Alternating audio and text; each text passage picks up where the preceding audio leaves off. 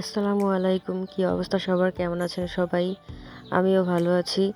আজকে আমি শেয়ার করব আপনাদের সাথে টমেটো সস রেসিপি। তো চলেন, এই যে আমি টমেটো কেটে নিয়েছি কতগুলো। এরপরে এর মধ্যে দিয়ে দিলাম পেঁয়াজ, রসুন, শুকনো মরিচ, আদা আর দারুচিনি, এলাচ এবং সাথে কিছুটা লবঙ্গ। এরপরে আমি কড়াইতে নিয়ে বসিয়ে দিলাম। এরপরে কিছুটা পানি দেবো সেদ্ধ হওয়ার জন্য।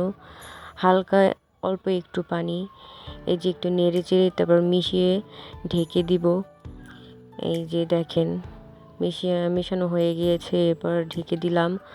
কিছুক্ষণ পরেই দেখেন সিদ্ধ হয়ে গেছে। এরপরে আমি যে এটা নেড়ে চেড়ে তারপর নামিয়ে নিব, ঠান্ডা করে নেব কিছুক্ষণ। ঠান্ডা না করলে গরম গরম ব্লেন্ডার করা যাবে না।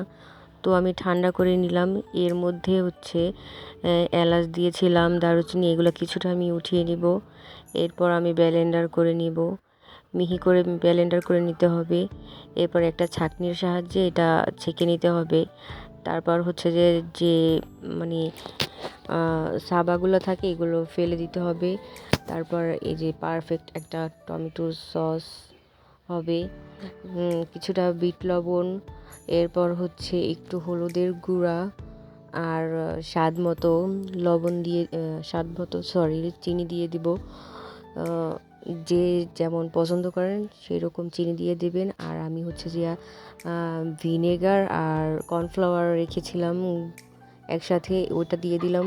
কর্নফ্লাওয়ারে অনেকটা ঘনত্ব করে আর ভিনেগারে অনেক দিন রাখা যায়, নষ্ট হয় না। তো এই যে আমার একটা পারফেক্ট টমেটো সস হয়ে গিয়েছে, একদম দোকানের মতো।